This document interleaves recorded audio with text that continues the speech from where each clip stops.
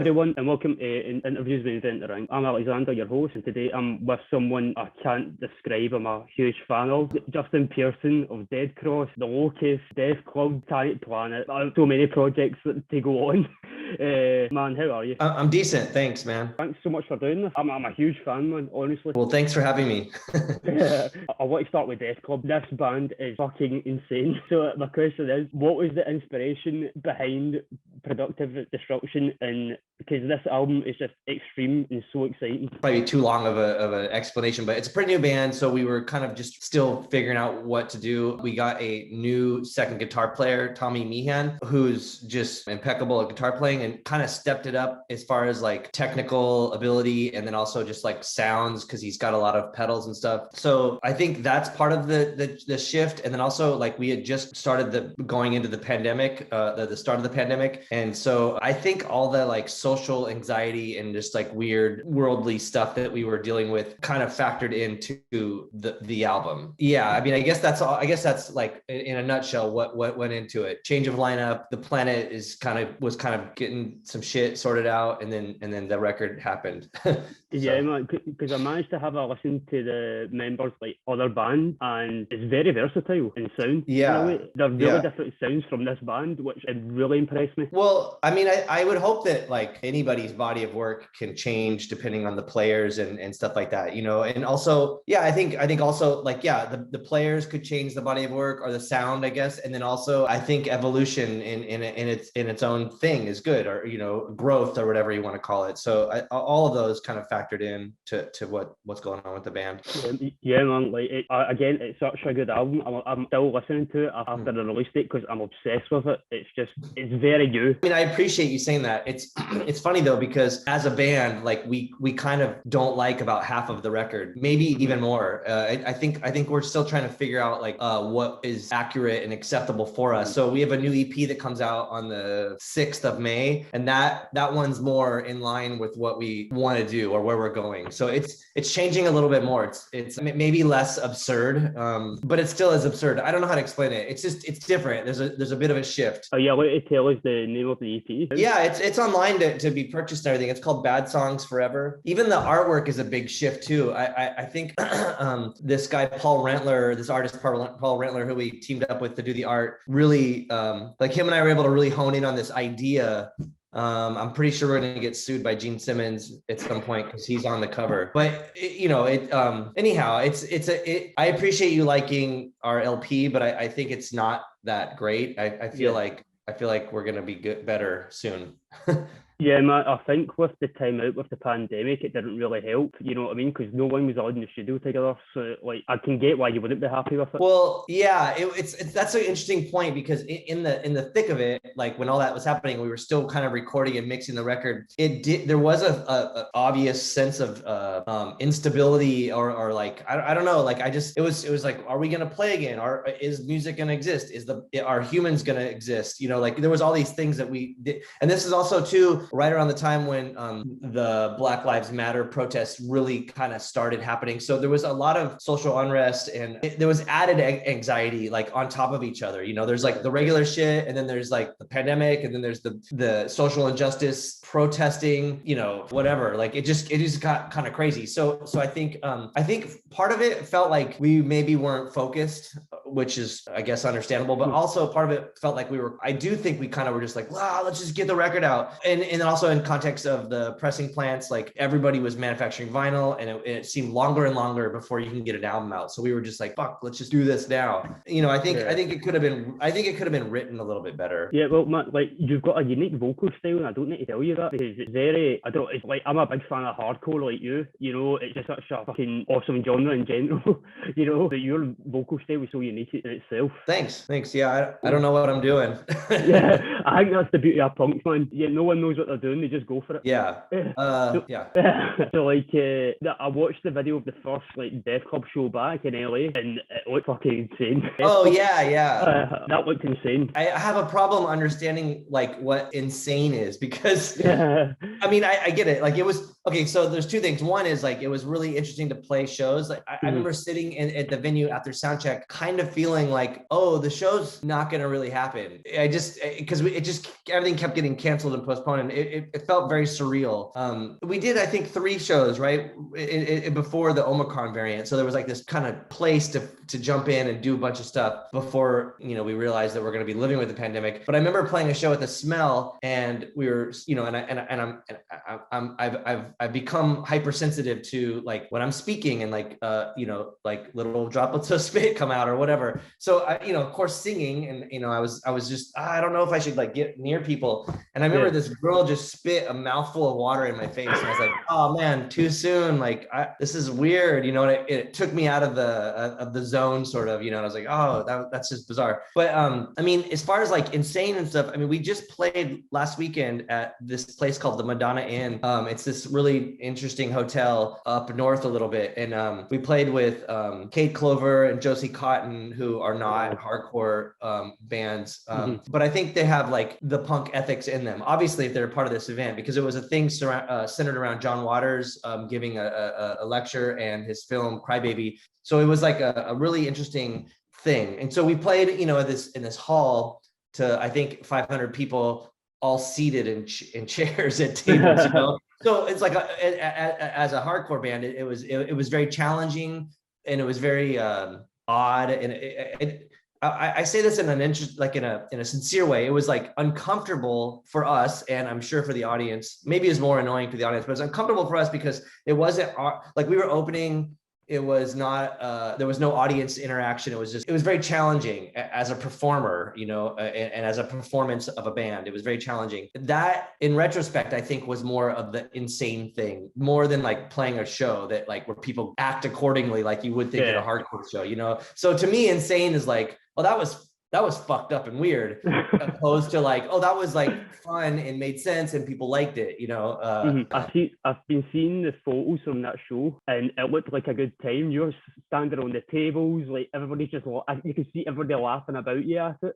Like you can see everybody having a good time. Yeah, I mean, it felt really bizarre because I'm pretty sure the majority of the people that were there were not there to see it. I mean, no one was there to see us really, but regardless, I think we ended up winning a lot of, or gaining a lot of new fans that we would never have discovered them. They would never have discovered us any other way, because I think they were there for something different that's artistically, you know, jacked up and weird in its own sense. So then we were presented to these people, and they were really into it. And I'm talking like, and I mean this in like the best way, like genuinely weird people, like freaks.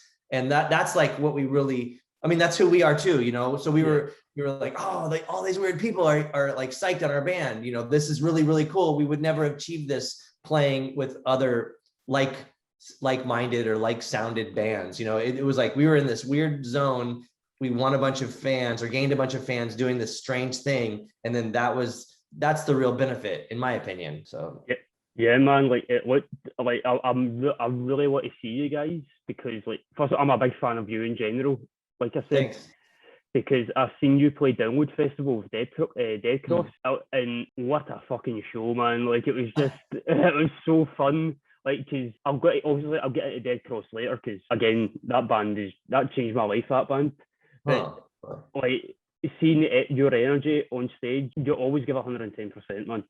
I mean, I appreciate that. It's weird that you say that, because for me, that festival, or most festivals, are very, I don't know what the right word is. I feel disconnected from the audience, because the audience is so far away, and there's no exchange of energy between the band and the people that are there to participate. But also, like, the stage is so massive. So you know, like the Dead Cross guitarist Mike, he's so far over there to the other side. Like I need that energy. You know, I think we all need that energy. That's a very important thing for you know, aggressive or punk or hardcore music. You know, you need that energy, that not only from the crowd but from your other bandmates. So I just remember, like, there's a photos of me and Dave where I'm like standing on the drum rides, or just like you know, connecting with them. So it's like, man, where have you been all set? Like, he's way over there, you know. So I just had to go like get in his face, and like, you know, obviously we're not speaking a language, but we're speaking like telepathically, I suppose, you know, through music. And so there was this thing happening, which I don't know. So festivals are always kind of jarring, because I think the day after that festival, we played at the Underground is what is it in London, and it was just like it was nuts, you know, like just complete. That's insanity, you know, like the show is super fucked up in a great way. Those are the shows what I think are more I don't know, special. You know? They're really personal in a way. Of course, yeah. And also there was extreme exchange of energy. Like people were like in our faces and we were in theirs. And that was, I think, more important than playing like festival that you mentioned or other festivals where it's kind of just everything is spread out geographically at you know, whatever. Like it just seems odd. Also, I look at this, you know, this big, you know, lot, and there's like all these people just kind of like whatever, you know, and we're playing, because I think that's an important thing, like just kind of like have like casual onlookers, you know, might seem kind of weird to me. If I was to pay to go to a festival, there'd probably be 2 bands out of the whole lineup that I really was like psyched about, you know, and then there'd be all this stuff that I'm just like, whatever. I mean, I don't really want to be whatever, you know. I mean, I'm grateful that we get to play those things and people get to see us. I guess we get new fans that way, but for the performance, I prefer the like more intense, sincere. Like I really want to talk about your sound and where it came from, because I'm such a fan of your bass tone. It is really aggressive and I love it. So I want to know what inspires you in music and what you're playing. Sure.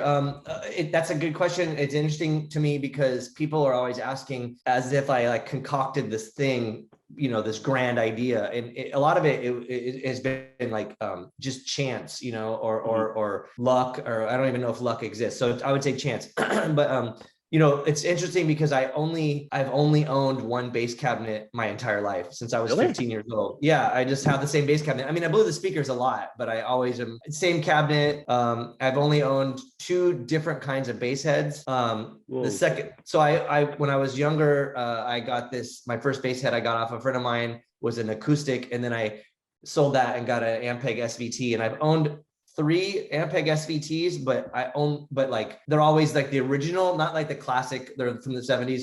But that's just what I've always used. And I'm not exactly sure why I chose that. It was right when the Locust started. I needed better gear, so I bought an Ampeg SVT, and I've stuck with it ever since. I think I was kind of like, it explained to me that it's like the Ferrari of bass amps. So I was like, oh, that's cool. Like I'll never own a Ferrari, so I might as well just own an SVT, you know?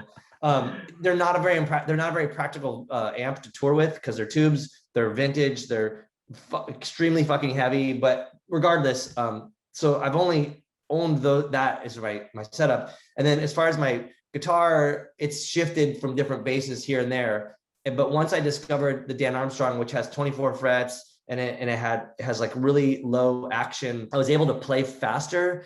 And it really helped with my developing style with pedals. So a lot of the pedal sounds would sort of bottom out if you played too low on the fretboard. So if I played high, I could grab really interesting like synth bass sounds, which is more so what I've been like focusing on for the last 10 years or whatever.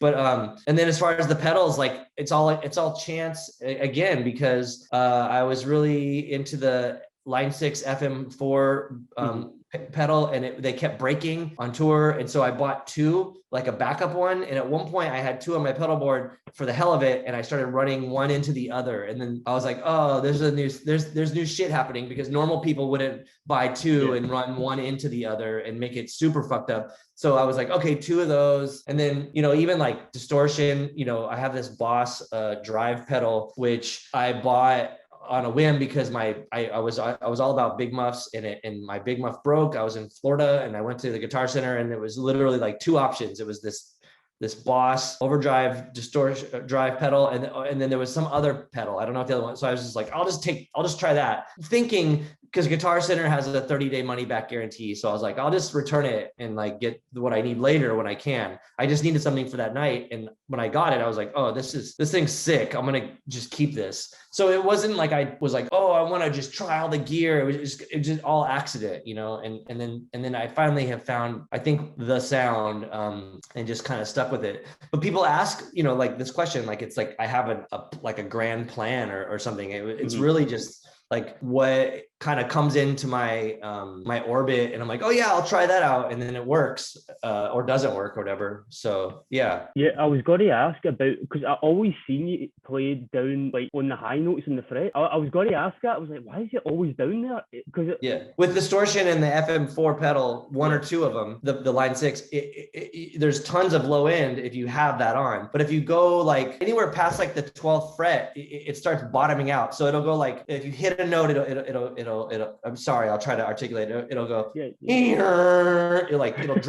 it'll drop out. Like, I don't even know what it's like. Is that what you hear on Church of the Motherfuckers? Yeah, it's two of the line 6s, and it's almost not really a musical sound. I mean, there's a note being played, but I'm pretty sure that, you know, if you were try to pick it out, it's pretty fucked up. But it's not what I'm trying to explain with when I drop down past like the 11th fret or something, where it will like it'll dip. It'll be like a note, and then it'll shift. That's something that I don't want to do. That's why I always play really high up past the 12th fret, because it doesn't drop out of the note. But on Church of the Motherfuckers, I'm running through 2 line 6 FM4s, one into the other, and it just makes it like a very unpleasant sound. Each note it sounds like a truck engine or like a spaceship engine or something. I don't know what spaceship engines sound like, but it sounds like some kind of engine, you know, and that was kind of what I was going for. Yeah, man. Like, I want to talk about the Locust, something so special. And when I discovered that band, it was like, what the fuck is this? It's like 30-second songs, like, in every album. It's so wild and technical. So I want to know your inspiration for writing those type of songs.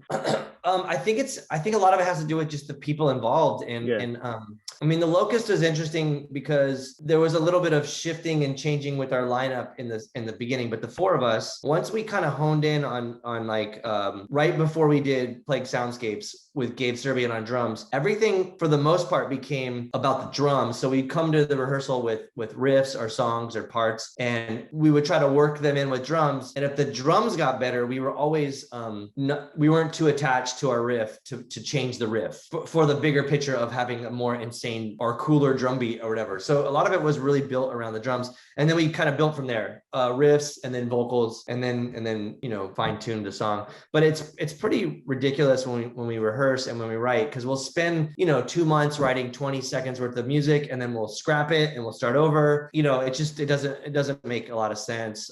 But it's fun and challenging to be in a room with those other 3 people, because I think that they're all I love them, and I think they're all like impeccable at their instruments, at their crafts, and that's really important. And also for me, because I get to play with them on that level. So as weird as it could be, or frustrating as it might be, trying to write stuff and then scrapping it, or just finding the like minutia in every little every little thing in there, you know, like going down like to the DNA of a riff. It does get a little frustrating. It's complete opposite of like a Dead Cross. Like in Dead Cross, it's like, oh, here's the song, and then, you know, that's it. And, you know, I mean, we do fuck with it a little bit, but for the most part, those songs are completely different than how the Locust is, which is fine. Yeah, it's all different. But with the Locust, it is ridiculous how the band writes. Yeah, Matt, like I heard you, I watched the interview with you, and I was amazed when you said there's times you just change 12 seconds of a song sometimes, like the ending of a song. I was thinking, that's very like Frank Zappa kind of style. He would change like a solo every night, if you know what I mean. I mean, Frank Zappa's aweson. I went to the same high school that he did. Not that matters, but but even like that might be kind of interesting, because when I started high school, I was into, you know, the obvious punk, you know, like Dead Kennedys and like suicidal tendencies and stuff. But everyone kept saying like Frank Zappa, so he got on my radar at an early age, and I think that was a good thing too, because I think subconsciously having him in my you know, I guess my brain's musical collection helped me kind of get into like weirder stuff, like The Residents or something, you know, like it felt like very, very normal to indulge in listening to stuff that is like that, where it isn't like so obvious, you know, with some of Frank Zappa's work. Yeah, man, like, was he a big inspiration for you Frank Zappa? I mean, I wouldn't say a big inspiration, but it was definitely an inspiration. I think it was a launching point for me to get into things like, you know, John Zorn or Mr. Bungle or stuff that was, you know, okay. I don't know how No Means No feels about Frank Zappa, but I do think that No Means No was a huge influence for me musically, and I do feel that like maybe the No Means No thing kind of came out of the Frank Zappa, you know, lineage of whatever I was exposed to, because I do think like I was into punk, I was, you know, into hardcore, it was like very, I was almost like, there's almost like two lanes, you know, like this one is gonna veer off and this is like, you know, like regular hardcore, I don't know, like, you know, Minor Threat to like you know, to Chain of Strength, whatever, you know, those kind of band, like just regular like hardcore. Or there was like the weirdo shit, you know, and it was like No Means No, you know, and then it was just like how fucked up can I go from there, you know, and got into like just stranger shit. And then also playing music, growing up, you know, listening to like bands like Antioch Arrow and Click Attack Italy, or even, you know, Men's Recovery Project. That was a big shift too, like where I started seeing like different elements of music brought to, I don't even think any of those bands are hardcore, but you know what I'm saying? Like this sort of like noisy, aggressive punk thing had like different influences. And that was, I think, really important to me, because then I was able to go like, oh, we can experiment with whatever we have, you know? I think that's the thing with bands nowadays. They're so scared to experiment with stuff in a way that, like, first of all, I'm a big Mr. Bungle fan, massive fan, and they've got one of the best bass players in the world, Mr. Trevor Dunn, man. Like he's and he's an amazing human being as well. So that's I heard that about him, man. Like he's so nice. Yeah, but he is amazing. When you got the chance to see Trevor Dunn play, what was that like? It's funny. I mean, so I watching him play in Phantomos when the Locust toured with them was like the first thing. And this is no offense to Trevor, but like when I watched Phantomos, for me, it was all about Dave, because that drum set he had was just jacked up and fucked up. I mean, it was great to see Trevor and Buzz and obviously Mike, but to watch Dave play on this kit, and then to try to figure out like the way the songs were written and the signatures, the time signatures, and like how things worked was more like where I was focused. But really with Trevor's bass playing was Retox got to tour with Melvin's Light, and so he was playing a stand-up bass, and that was a pretty fascinating thing for me to watch and to see, because not only did Melvin's, who's like a, you know, legendary band, shift with and have this stand-up bass, there was so many things that were bizarre, because for one, I respect Trevor as a musician and I love him as a person, but then he was playing this stand-up bass in this like super mean, you know, heavy band. It was just weird. And so you want to talk about experimentation, like there was some serious shit happening right there. And I felt like, you know, at home watching that band or listening to that band, because I was like, oh, this is bizarre, you know, that incarnation with Trevor on stand-up bass. Anyhow, so since then I've seen Trevor do like improv stuff and other things, you know, and then obviously more recently with Mr. Bungle. So yeah, that guy's awesome, and his bass playing is impeccable. Yeah, I don't think you could put two better people together, Mike Patton and Trevor Dunn, man. Like you just couldn't put two more insane people together. I don't know. I don't think Trevor's insane. He seems very grounded and focused. And not that Patton's not, but Patton is like, I mean, I love the guy, and also he's insane in like the best way, you know. But yeah. Have you spoke to Patton recently? How is he doing? I think he's doing he's decent.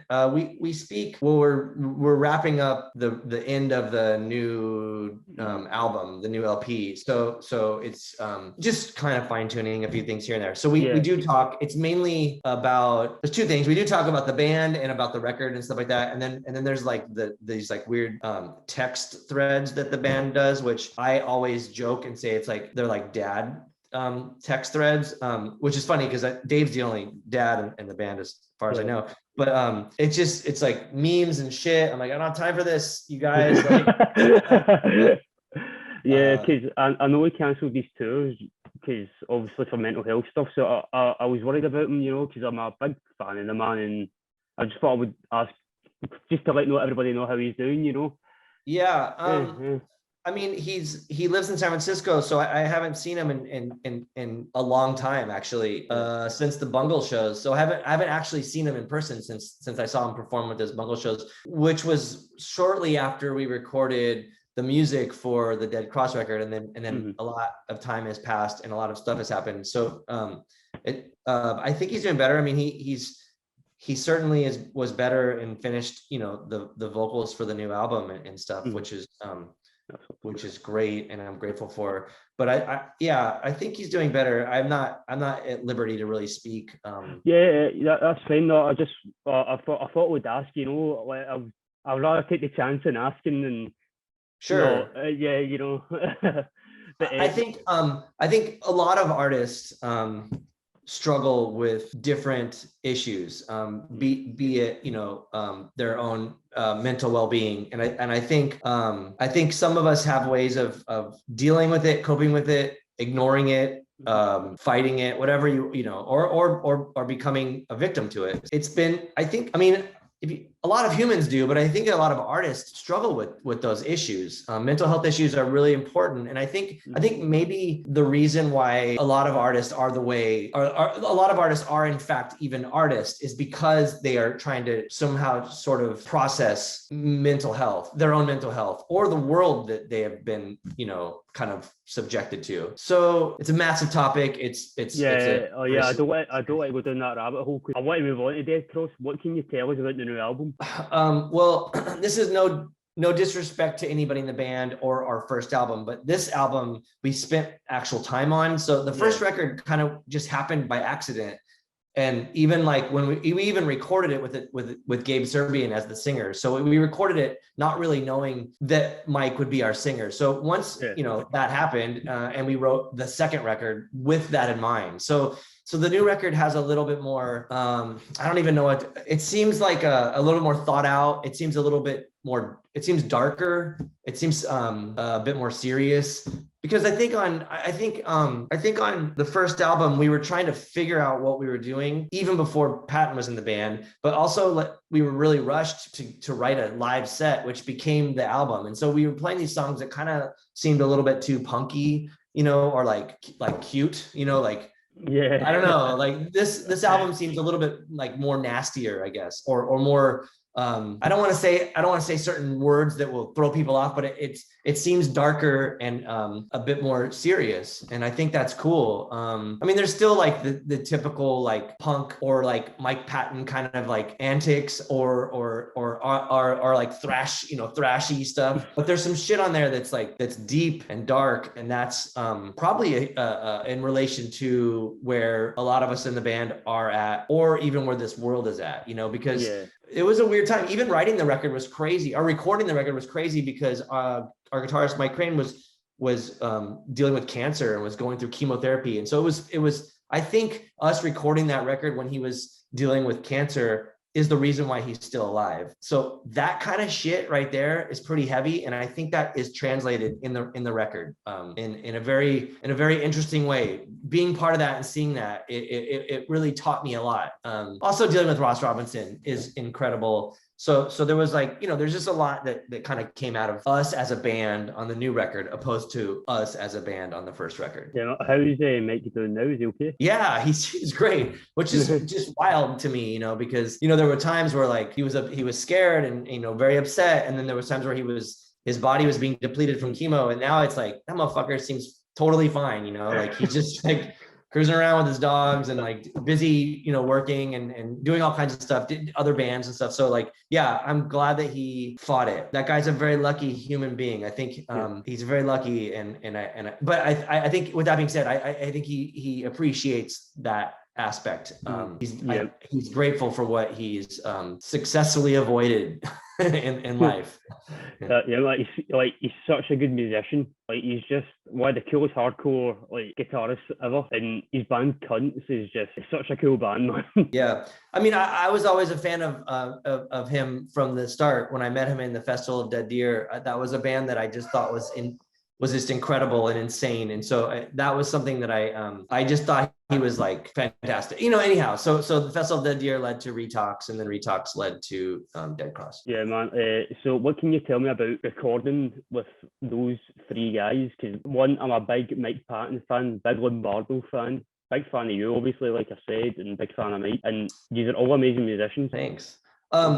Recording is strange. In a I'm not trying to be like negative, it's just, it's strange with the band because for one, so Dave and Mike Crane are both based in Los Angeles. So a lot of times they would kind of already be in the rehearsal space jamming and have the skeletons of songs, and so I would show up because it's like a 3-hour drive. So I would show up and there would already be sort of material to work with, and so there's that. And we never really wrote with Mike Patton. We kind of just wrote and then we would send it to him, and because he was up in San Francisco, so we'd send it to him and he would kind of give us points. And the cool thing about working with all of these guys is that nobody's I mean, I think everybody has an ego, but like nobody has like an ego in the band where it's like, this is my riff, or this is how, like, this is shitty, or like there's none of that. Like there's no negativity in the songwriting, which I think is really important. Everybody seems very open and respects other people's input and looks at this bigger picture. So it's really, really cool. And everybody's, I think, open to being challenged. And that's rad too, because I think that's a flaw with a lot of bands where they kind of just find a niche or they find their path and they just kind of stick to it, and they don't like welcome any kind of, I don't know, like input, but like just anything to like maybe make it different or better, or more interesting. Because ultimately at the end of the day, and this isn't me trying to be a dick, but like, I don't really want to write music for other people. I want to write it for myself. And if other people like it, that's great. But the main reason is like, this is what I wanted to play, with these people. I want to do this. And that should be the most important part. Not like, will they like this? Or will this be successful? Or fucking how many streams or whatever. Like, it's just, do we want to do this? I think that's the best part. And in that process, if someone's like, hey, you should try harder, or like do this differently, or be open to experimentation or constructive criticism. And I think that's cool that everybody in Dead Cross is on that level. I'm really grateful for that. It makes it fun at the end of the day and interesting. Yeah. And also you've got some of the greatest musicians in the world, You've got one of the greatest drummer in the world, probably.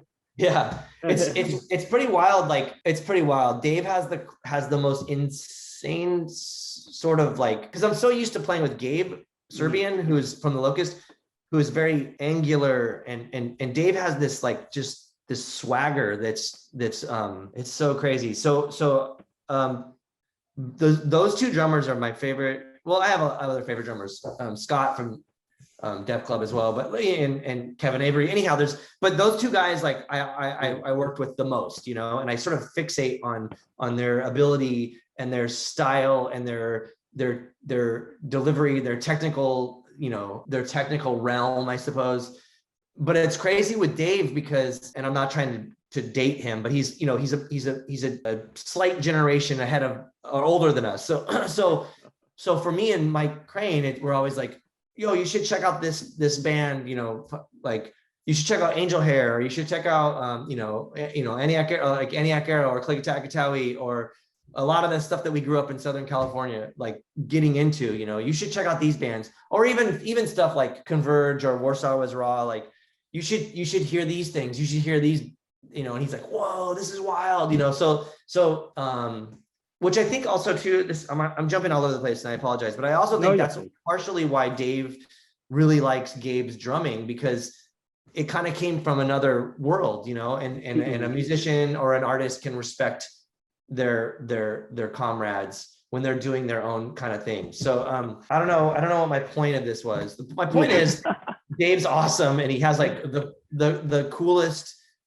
He just has like mad swag when he plays. It's fucked up in a weird way, and maybe it's because he's Cuban. I don't know. Like, he's just interested in other things, and that translates into what he creates artistically. Yeah, like his career is something so special. like, you know, Slayer, bloody Suicidal Tendencies, you guys, and the Misfits, man. And the Misfits were a big inspiration on me, you know, like, and I'm a bass player. Well, I picked up playing hardcore because of you, believe it or not. Oh, thanks. Sorry. I just want to thank you for that as well, because, man, like, me and my friend are like making a hardcore band again. Like, we've got to produce it ourselves. We've got the rigging and everything going, you know. We've got a studio in his home, so we're just going to sit and not give a fucking, just get everything ourselves going. Oh yeah, of course. I mean, that's what everybody should do. I mean, I think that's the only way to start it, you know. I mean, yeah. Anyhow, that's great. You should just do it, put it out there, see what happens. I've got one question for you. I've been doing this with every interview I've been doing. You've got 5 albums in the world to listen to for the rest of your life. Yeah. What are they and why? Wait, 5 albums that my collection or that I've been on? In your collection, what are they and why? And these questions are fucked up because like, why only 5? Or like, you can't only do 5, you know. But okay, so this is just off the top of my head, and there's way more than 5. So I'll just say that right now because I'm gonna miss a bunch of shit. But things that stood out to me were the first Antioch Arrow record, which with the spray painted cover was something that totally changed the game for me. That just blew my mind. So that record, the No Means No Wrong is another one, which ties into the bass playing thing. That really sort of changed my perception of bass players and what I could possibly do as a bassist. The first Drive Like Jehu record, hands down, one of the best records ever. It holds up 100% in 2022. I think that is like one of the best records ever to exist. So that's 3. You know, also as a child, I was obsessed with the Sex Pistols and their aesthetic, their influence from the Situationists, which is a big influence on me nowadays. And I think the Sex Pistols were really good, and I love Nevermind the Bullocks. But I think the early PIL stuff was really what kind of like connected with me, because let's face it, most of the Sex Pistols music is basically pop music at this point, and that's fine. Yeah. That record helped me as a 10-year-old. It helped me survive. I think maybe without that, I wouldn't be where I am or here. So, but it was really discovering the early PIL stuff, Metal Box, but specifically Flowers of Romance. That record is just so weird. And then also later becoming friends with Martin Atkins and kind of getting a little bit more information on how that record was recorded is very informative and really makes a lot of sense to me as to why it was an influential record. So let's go with Flowers of Romance. So that's 4. Maybe Skate Rock Volume 2 is an important record. Or sorry, yes, Thrasher Skate Rock Volume 2. I think it's Volume 2, because I was into skateboarding and I was into stuff that was like bound to get me to punk rock, but I was like, you know, it was like the first Beastie Boys record, and like, I really like this band Sig Zig Sputnik because they were on Ferris Bueller's Day Off movie, stuff like that. But it was like skateboarding and going to this Vans skate shop where this punk dude worked was like, yo, you need to buy this record, this cassette. You need to buy this because if you're into skateboarding, you should like this kind of stuff. And I didn't really know, and I was like, okay. And that record had Septic Death on it, which is like hugely influential and important for me with like brutal, absurd, fast music. So Septic Death, but that compilation had so much cool shit on it. And then I ended up getting the vinyl. The cover is like the top of a skateboard. It just looks awesome, which ties into another realm of why I would pick that record, because the packaging is insane, and I think that is a thing that has really been a big deal to me through my musical endeavors and starting a record label. Like, these things were really important. The packaging of something awesome. So I'll just say that Thrasher Skate Rock Volume 2, Antioch Arrow, Drive Like Jehu, No Means No. I forgot what the other one was. Oh, Flowers of Romance. Yeah. So there we go. That's fine. I love asking these questions. I love annoying people with it. So, But honestly, just I want to give you a minute just to tell everybody what you've got going on, promote whatever you've got going on, like your label, Sure. Any albums you've got coming up, any shows on you. Yeah, I mean, shows, Def Club has like some stuff, and the Locust has some stuff, and then there's a new Def Club EP that comes out next month, and then the Dead Cross record comes out sometime this year. I don't know which date just yet, but towards the end of the year it'll come out. And then 31G has a bunch of stuff coming out that I want to talk about, but it's not been announced yet. So there's 4 new releases on 31G's raw catalog that will be announced soon. So yeah, there's a lot going on, which is cool. So it's a strange time. So yeah. Yeah. Hey, man. Listen, man, thank you so much for doing this. I feel and appreciate it. Yeah, thank you for having me, and thank you for being interested. I appreciate that as well. Yeah, that's no problem, dude. Everybody check out Death Club, Dead Cross, Satanic Planet, everything else this guy's doing. It's awesome. Justin, thank you so much, man. Thank you very much. I appreciate it. All right, cheers. Thank you. Cool. Thanks.